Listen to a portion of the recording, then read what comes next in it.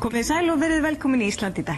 Stefán Karl Stefánsson reyndi meðal annars fyrir sig sem járnsmiður og trillukarl áður en hann var leikari.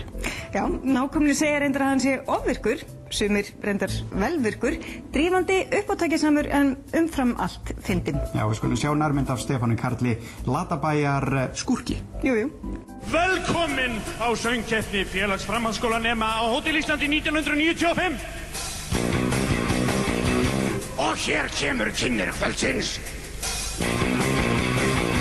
Stefán Karl Stefánsson! Hann hefur alltaf verið rosalega skemmtilegur strákur. Alveg bara frá því að hann var lítill. Og enginn svona molla í kringum hann sko. Hann mjög skemmtilegur, það er aldrei, never a dull moment í kringum Stefán. Ofvirk týpa. Hann hrikalega duglegur, hann fylgir sér, ítinn, talar mikið, fyrst og fremst bara duglegur og skemmtilegur strákur. Svolítið krefjandi, alltaf verið það. En voða ljúfur svona mömmu og pappa strákur. Stefán Karl fæddist í júlí-byrjun árið 1975, sonur hjónanna Huldu Karínar Ólafsdóttur og Stefáns Björgvinssonar.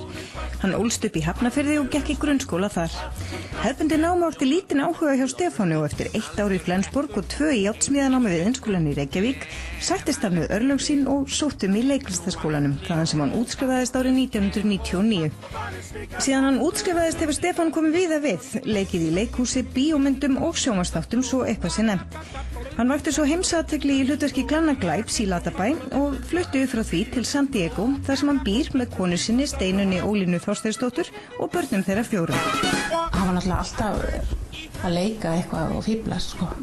Hann kannski var að labba eftir götunni eða eitthvað eða við vorum kannski inn í búð eða eitthvað og þá þóttist hann sko ganga á veggi eða lausastura eða dyrastafi og allir alveg hlupu til sko, hann alveg hendist þið vitið frá og allir hlupu til og ég held að barnið væri stór slasaður en hann var náttúrulega ekkert að honum því hann var náttúrulega að leika þetta svo flott og ég alveg dauðskammaðist mín og hverslega segjulega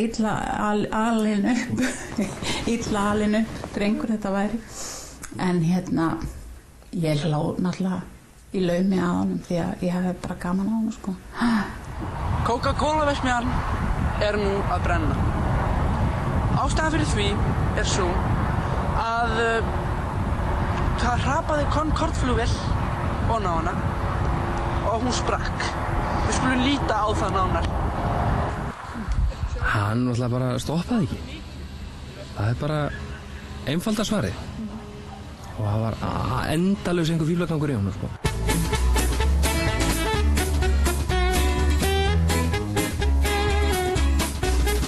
Svo þegar hann var 12 ára sko, þá hann náttúrulega sko, hann var stofnað unglingaleikhús í Hafnarfirði sem var náttúrulega alveg frábært og Davíð Þór Jónsson var þar og Stefán Karl náttúrulega leiðtogalega upp til þessar stráka sem voru í bænum að leika og hann fór sko þarna niður og hann sópaði gólfin og þreif klósettinn á hana og hann gerði aldrei heima hjá sér því að hann vildi sko komast þarna upp á sviðið og svo komst hann upp á sviðið þarna og þá naut hann sín alveg í botn.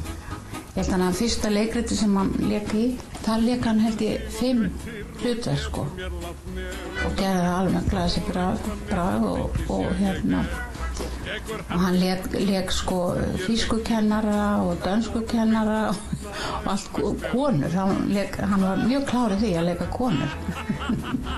En þó leiklistin hafi verið augljós starfsvettvangur ekki þar með sagt að Stefán hafi ekki prófað sitt hvað annað.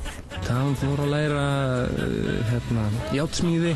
Hann tók pungapróf og við ætlaði að vera trillukall sko, var alltaf hérna á bryggju. Og svo var það flugið, hann elskaði náttúrulega allt sem tengdist flugi. Stefán nældi sér einmitt í einkaflugmannspróf og hóf nýlega að læra á þyrlu. Hann hefur í ofanálag unnið sem knattspyrnudómari á KSÍ og verið afleysingasöngvari hjá Stuðmönnum, svo eitthvað sé nefnt.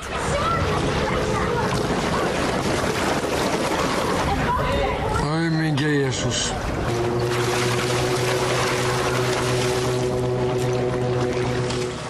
Gísli Rúnar Jónsson nágranni Stefáns vestra. Þeir gáfu líka nýlega saman út plötuna í túrett og mól en titillinn vísar í fjölda kvilla sem hrjáir þá félagana báða. Stebbi og ég fann það strax með hann unga mann að við ættum örugglega samleið. Hann var víst ekki sammála, jú, hann var það. Því að hann var með öll heilkenni síðan með. Hann með túrett, segi ég, hann var með áráttuhegðun, hann með athyglisbrest og svo framvegis sko. Og Stebbi svona gott dæmi mann sko. Ég ekki að segja að ég hef náð langt síður en svo. En Stebbi svona dæmi einstakling sem að kemst yfir öll þessi og yfirstífur allan vanda. Dyslexí og alls konar trums og nær þetta langt. Hann til dæmis þegar hann komst var valinn til þess að leika Grinch sko. Þá hitti ég aðstandendur meðal annars höfundana og þeir voru rétt að byrja að æfa með honum og þeir voru svo hissa og svo gaman að sjá hvað þeir máta hann að veruleikum þeir voru svo gáttaðir, þeir voru aldrei séð svona hæfileika og við vorum í samkvæmi og þeir töldu fyrst, svo getur hann þetta og svo getur hann hitt og hann getur þetta og ég segi já ég veit það, svo fór ég að telja hafði ég heyrt hann spila harmoníku, við þrjú og þá bara settust þeir á rökstóla og ákvaði endilega að setja harmoníkuatriði í Prince, ég man ekki hvort það gerðu það. Svo segi hann, hafði ég heyrt hann syngja eins og mezzosopran, eins og söngkona. Og nú heyrum við í honum Stefáni Karli, eini maður á Íslandi sem getur sungið nákvæmlega eins og kona. Þetta arftæki Latta, skemmtikraftur framtíðarinnar, aðeins hér, gerðu svo vel. Sumarið komið við sæinn og sólskinið ljómaði bæinn. Hans helstu kostir eru náttúrulega það hann duglegur og hann óhræddur við að bara láta vaða. Það ekkert hver sem að myndi til dæmis láta vaða í að rífa upp fjörumanna fjölskyldu og elda einhvern Hollywood-draum. Það þarf kjark til þess. Hann skemmtilegur og hann góður og traustur vinur. Allt sem honum falið að gera gerir hann mjög vel. Svona samkvæmur sjálfum sér og mér finnst það líka gott að hann vil alltaf hjálpa einhverjum. Láta eitthvað gott á sig leiða. Það finnst mér frábært. Hverjir eru hans helstu gallar? Hann talar rosalega mikið. Hafa hann ekki áhuga á hlutunum, þá hefur hann engan áhuga og þá ekki séns að toga hann inn í það, jafnvel þó hann þurfi að sinna því. Hann kannski svolítið fljótfær stundum. Og það mjög fyndið að fylgjast með honum sem við byggum saman upp í Woodland Hills.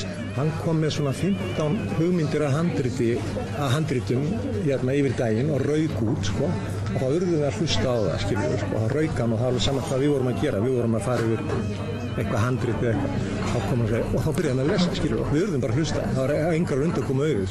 Samt hefur hann hæfileika að hann getur líka hlustað. Nei, hann bara svo skemmtilegur, hann rosalega skemmtilegur karakter.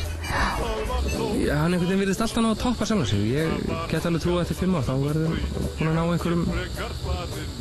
einhverjum samningum, bíómyndasamningum eða hvernig það hérna úti líka sko. Ég bara, eins og sé, mér finnst hann alltaf ná að toppa sjálfan sig.